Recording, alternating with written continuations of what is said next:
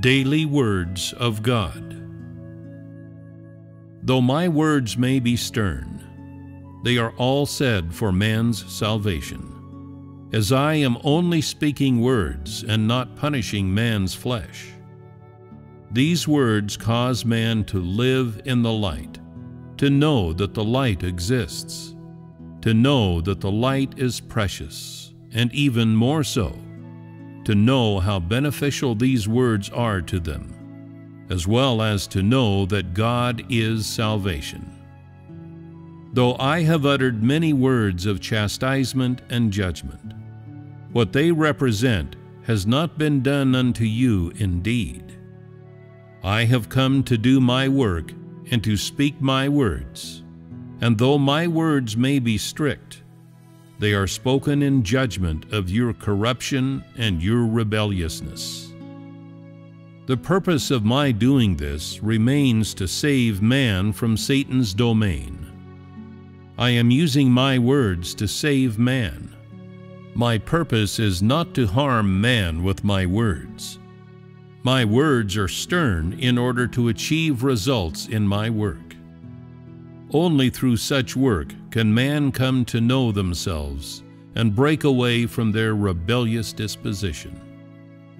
The greatest significance of the work of words is allowing people to put the truth into practice after having understood it, to achieve changes in their disposition, and to gain knowledge of themselves and of the work of God.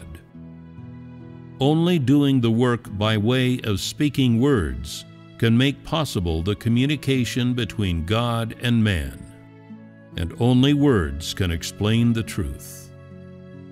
Working in this way is the best means of conquering man. Apart from the utterance of words, no other method is capable of giving people a clearer understanding of the truth and the work of God.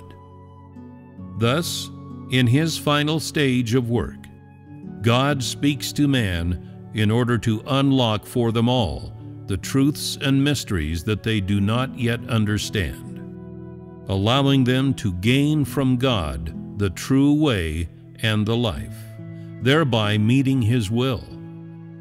The purpose of God's work on man is to enable them to meet God's will, and it is done to bring them salvation. Therefore, during the time of his salvation of man, he does not do the work of punishing them. While bringing salvation to man, God does not punish evil or reward good, nor does he reveal the destinations of various kinds of people. Rather, only after the final stage of his work is complete will he do the work of punishing evil and rewarding good. And only then will he reveal the ends of all the different sorts of people. Those who are punished will be those who are actually unable to be saved, while those who are saved will be those who have obtained God's salvation during the time of his salvation of man. While God's work of salvation is being done, every single person who can be saved will be saved as far as possible, and none of them discarded, for the purpose of God's work is to save man.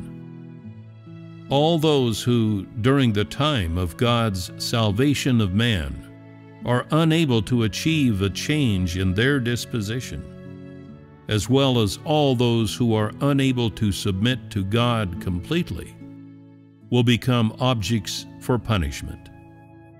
This stage of work, the work of words, will unlock for people all of the ways and mysteries that they do not understand, so that they can understand the will of God and God's requirements of them, and so that they can have the prerequisites to put God's words into practice and achieve changes in their disposition. God uses only words to do his work and does not punish people for being a little rebellious. This is because now is the time of the work of salvation. If anyone who acts rebelliously were punished, then no one would have the opportunity to be saved. Everyone would be punished and fall into Hades. The purpose of the words that judge man is to allow them to know themselves and submit to God. It is not to punish them with such judgment.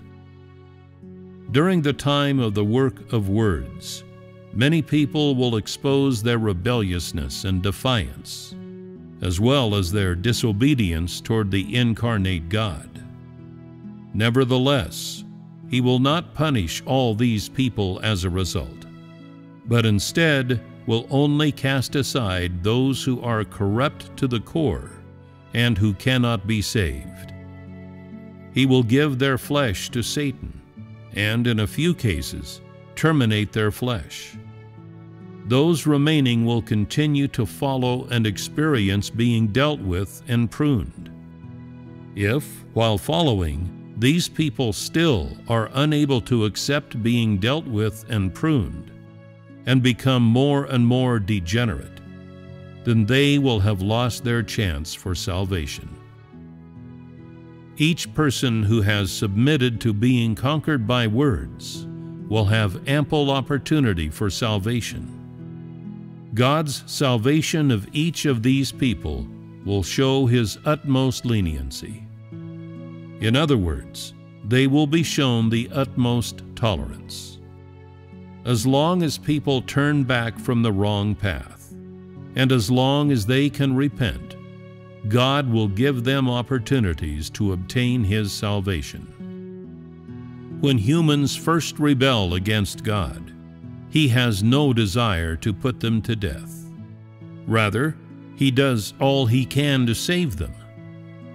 If someone really has no room for salvation, then God will cast them aside. The reason God is slow to punish certain people is that He wishes to save everyone who can be saved. He judges, enlightens, and guides people only with words, and does not use a rod to put them to death. Employing words to bring humans salvation is the purpose and significance of the final stage of work.